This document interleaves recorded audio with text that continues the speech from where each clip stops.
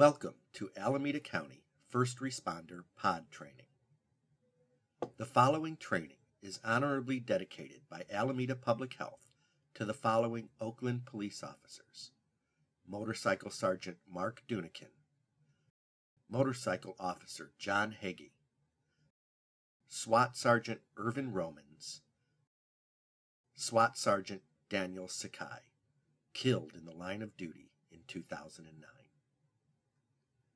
Part 1, Overview. As the United States improves its emergency preparedness in the face of increased terrorist activity, it relies even more on traditional first responders to improve readiness for catastrophic events. As a first responder, you already have advanced training in a variety of emergency practices. The purpose of these training modules is to give you specific training for working with public health and other emergency responders in dealing with mass public disasters. It's important for us to work with our partners in an effort to really make sure that we are prepared to respond to any manner of health emergency. First responders need to depend on one another. The importance of public health in particular has been elevated in emergency response situations. We've all been impacted by health issues like HIV and hepatitis when we come in contact with blood and body fluids. Rubber gloves only became protocol for first responders in the 1990s. We've also learned the hard way about the health impacts of respiratory exposure during 9/11 and toxic water contaminants after flooding from Hurricane Katrina. It wasn't that health risks didn't exist before, but the more we learn, the more we realize too many first responders have been hurt because proper health safety was not followed. This short video series is meant to help you understand your role as a first responder in protecting yourself, your family, and the community in public health emergencies. We'll focus on two types of biological events: pandemic and bioterror. But remember, the precautions and recommendations made here can be applied to other situations. Both events have the potential to become worst-case scenarios for first responders, but bioterrorism is more time-critical. For a bioterrorism event, that is a overt or covert action that happens immediately and unexpectedly.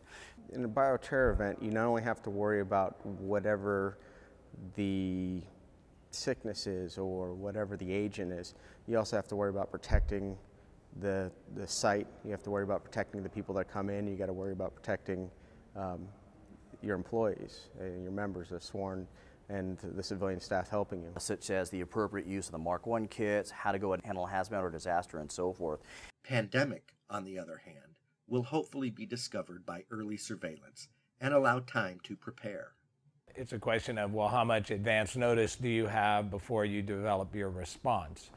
Is this something that you've known was going to be coming down the pipeline, or is it something that's kind of just dropped in their lap? We need to plan for both of them.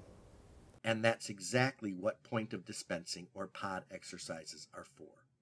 We exercise pods with the anthrax scenario in mind because it represents an extreme case of time pressure. In an anthrax attack, the maximum window for emergency treatment is around 48 hours. Treating an entire urban community within that time frame will require everyone to perform their duties quickly and efficiently. In a pandemic, the time pressure may be very different, but public reaction and outcries for help may be as charged as in a bioterror attack. As a first responder, your role is critical. Emotions will be riding high, and the public will be looking to you for information and watching you as a role model. Now is the time for you to learn and incorporate health safety practices into your regular routine, starting with your own safety. Well, the first thing we want is our officers to be safe, right? We want them to be safe from whatever the threat is. Always gauge for the worst and hope for the best. Protect yourself. Always, always protect yourself and your crew. All first responders should be familiar with PPE, personal protective equipment.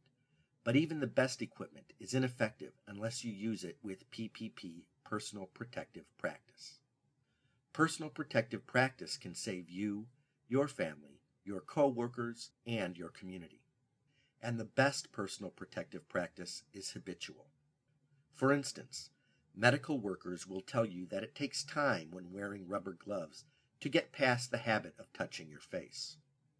So the safest personal protective practice for rubber gloves is to begin using them regularly and with awareness to develop the right habits. Then, when your health depends on rubber gloves, your habit is already the best practice. Sure, as first responders, we have a tendency not to protect ourselves, and we need to be more cautious, not fearful, but more cautious. I advocate that they wear all their PPE, personal protective equipment, into every call. Goggles and masks at a minimum, and gloves as preventative strategies. I would also advocate that law enforcement within their squad cars, and also disinfectant equipment and alcohol disinfectant for their hands to wear for the individuals that they come in contact with.